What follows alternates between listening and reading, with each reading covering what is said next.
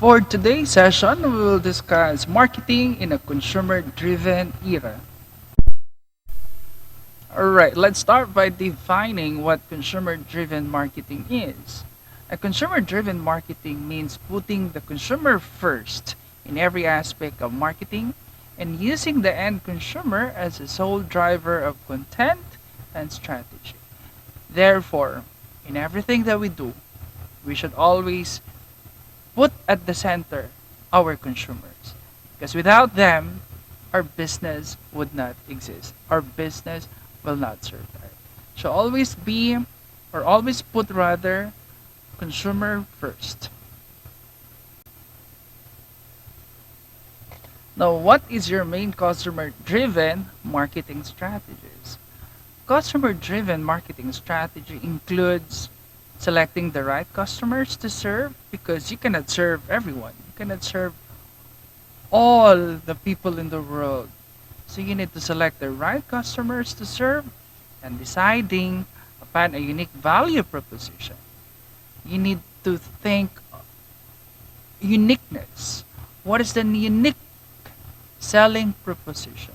Because if what you're selling is the same, exactly the same with the other competitors, then there is, at risk that some of you know, would exit from the competition, would die from the competition. Not literally die, but you will not sustain your business. So for you to have sustainability, it's very important to have that unique value proposition.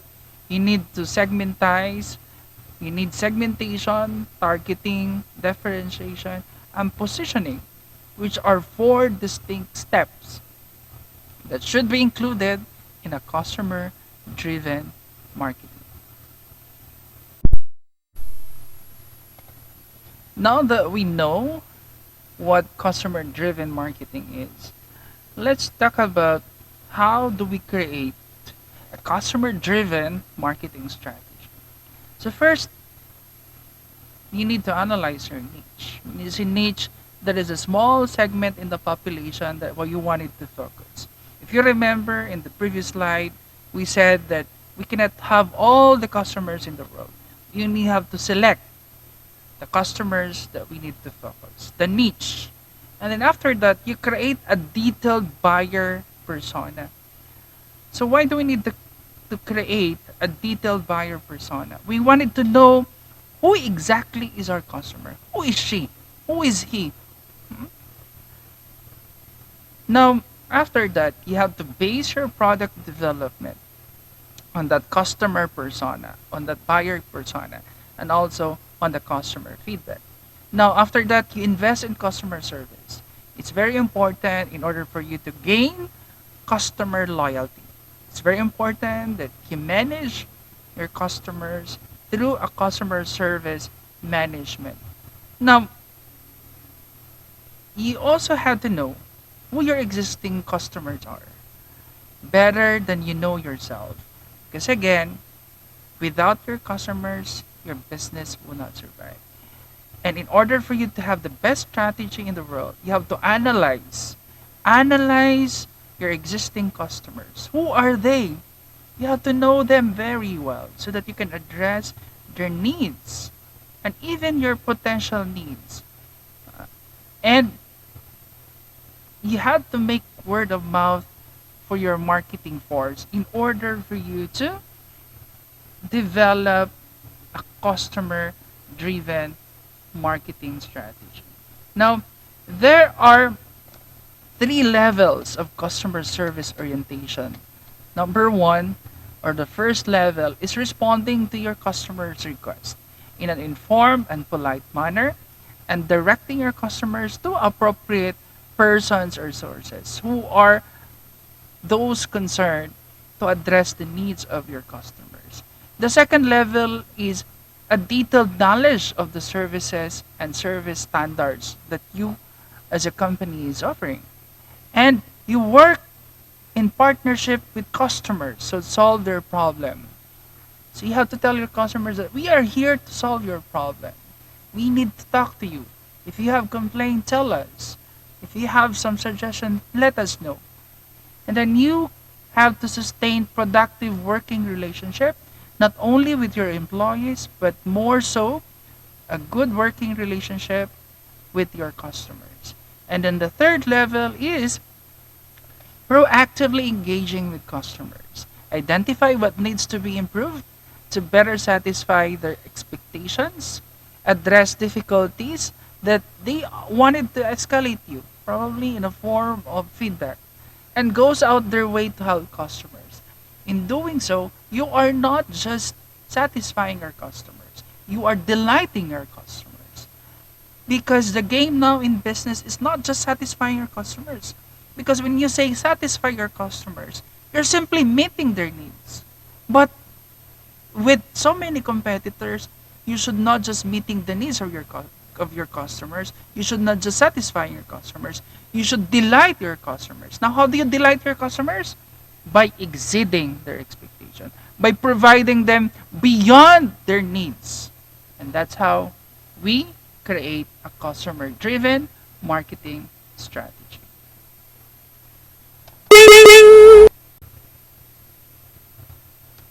Why must a marketing strategy be consumer value driven? Well, value based marketing tactics help businesses and organizations gain their customers' trust. And with that trust, you can gain customer loyalty.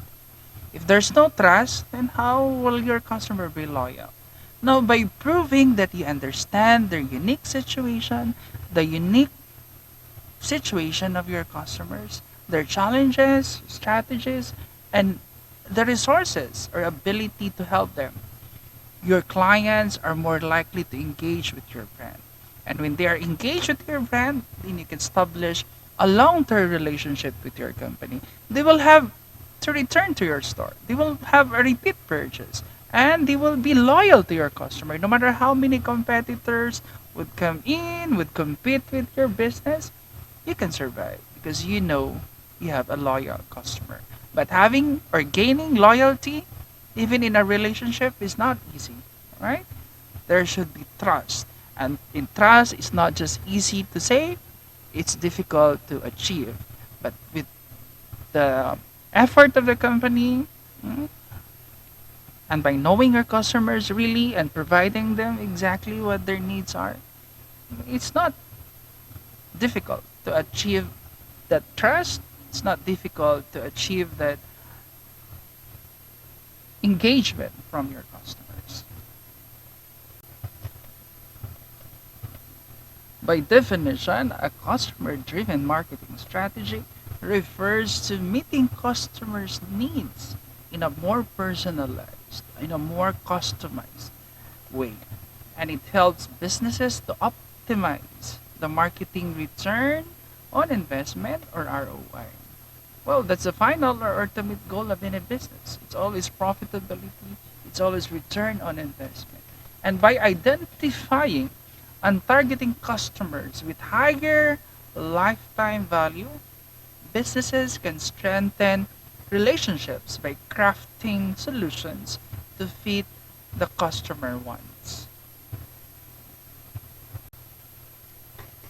Earlier, I mentioned about having customers at the center of everything. So that is our customer centric marketing. Now, what is it all about? A customer centric marketing is a marketing approach designed around customer needs and interests. It is about prioritizing customers over any factor, using a blend of intuition, common sense, and solid data. Solid data, hindi chismis, about your customer behavior. These are all important in order for you to have customers at the center of all your marketing effort, at the center of all the effort of the company. Customers, again, should be first. Customers should always be at the center.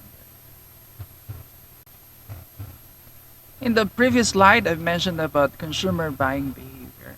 So, what is consumer buying behavior?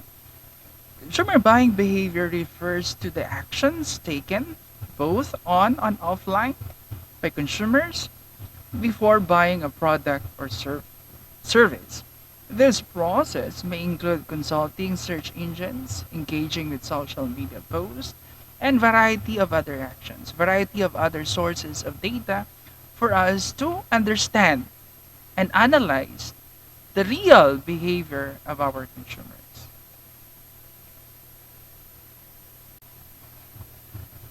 Now that we have defined what consumer buying behavior is, let us know why is it important. By understanding how buyers think, how our buyers feel and decide what is their purchasing decisions, businesses can determine how best to market their products and services. This helps marketers predict how their customers will act, which aids in marketing existing products and services. Now that we know what consumer buying behavior is, now that we know the importance of knowing consumer behavior, let us know now what are those factors that affect, that influence consumer behavior. There are three basic, but it's not limited only to three. But the most common are these three factors. Number one is psychological. This includes motivation of the consumer, their perception, their learning, their beliefs, their attitude. For example, you have your belief, part of your culture is you believe that eating beef, for example, is a sin, or eating animals is not um, it's not what do you call this? It's not allowed or it's not good based on your belief.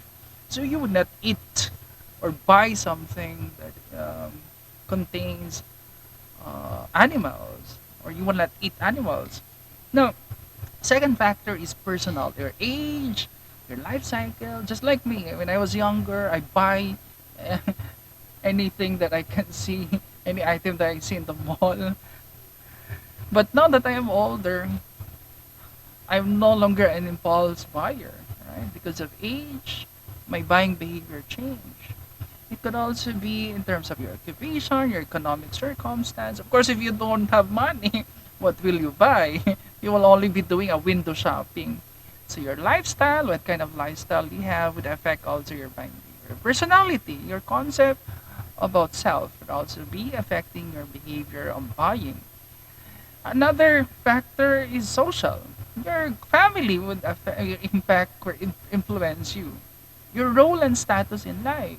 If you're a student, of course, it would affect your buying behavior.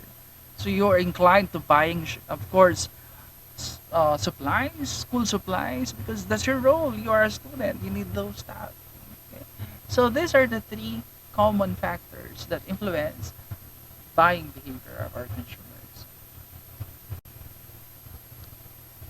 Now we're talk about buying behavior. We're done with understanding what the consumer buying behavior. Now let's look at consumer trends. Consumer trends could be a result of a new behavior. Let's say, for example, before you love to buy chocolates, right? But because you got a problem in your health, you change your behavior. You no longer like chocolates.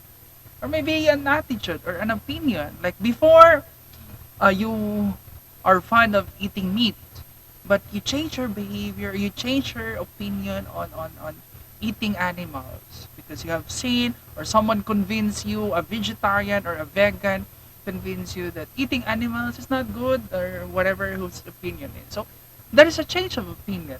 So or probably because you have seen so many of your friends getting sick, and because of age, you have seen also many people are dying because of health reasons. You become more health conscious, right? So it would be expected that you would be more inclined to healthier products. You would no longer be going to McDonald's or Jollibee. You will no longer be drinking Coke products. So Coca-Cola where I used to work. Sorry for you guys. But those mentioned businesses, they are not selling healthy food or healthy beverage. You know that.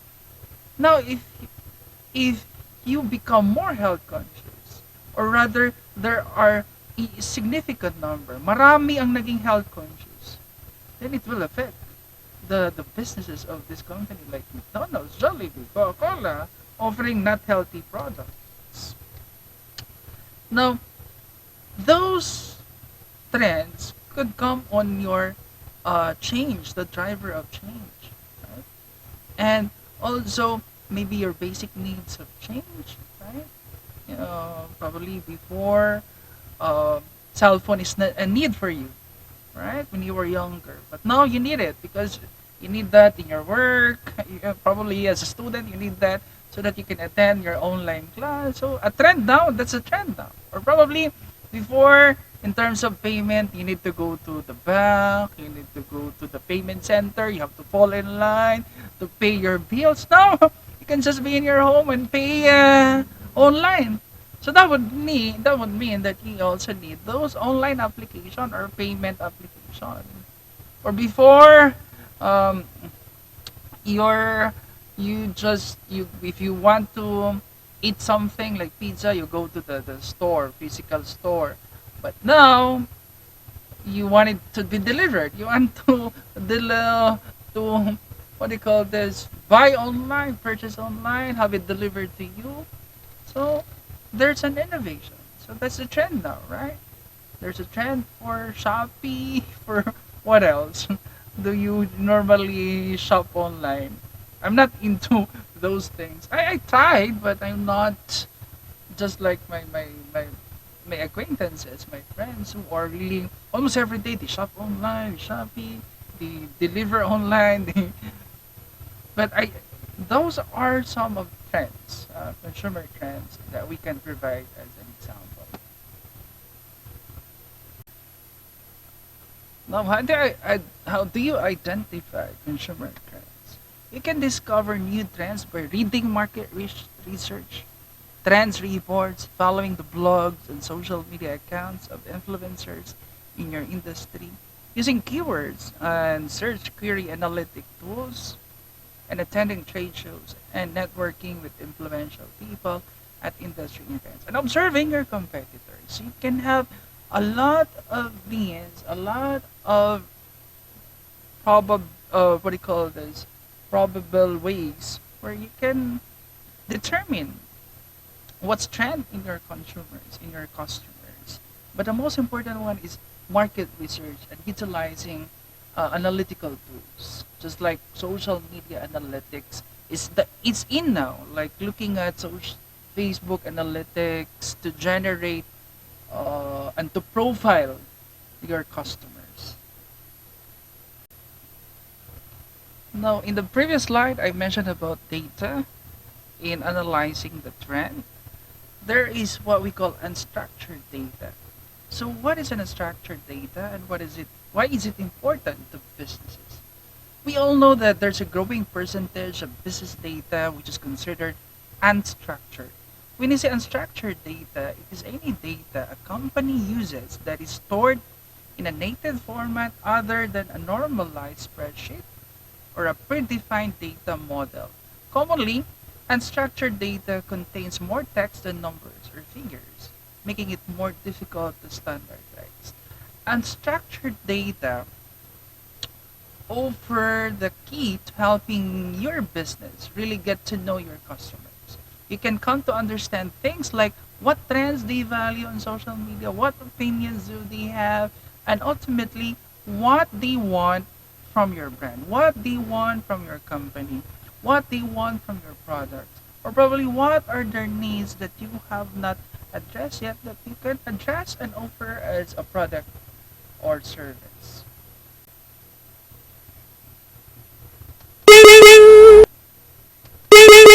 Question: is unstructured data used in business intelligence? Well, businesses use unstructured data to identify customer purchasing patterns and sentiment toward the brand. Sentiment analysis is a major benefit You need to understand to this kind of unstructured data.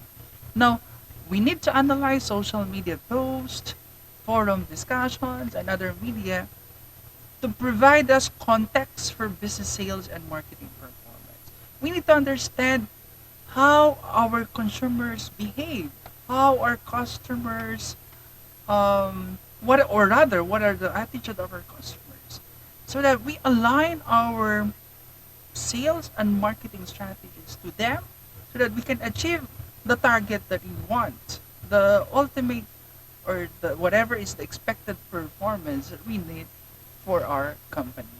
So basically, unstructured data, yes, is being utilized in business intelligence. So we also have to analyze the product. Once we have analyzed our customers, you have to analyze our product. And there's what we call product affinity analysis.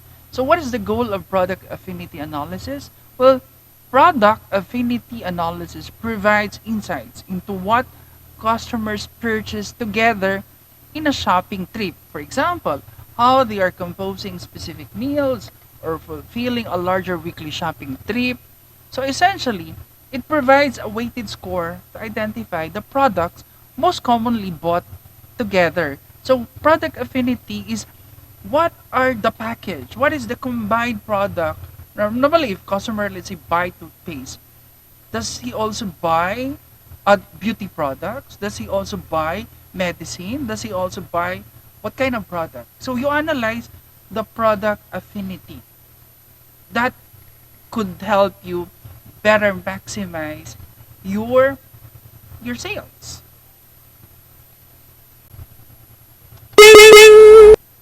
Now we have another example here of affinity marketing.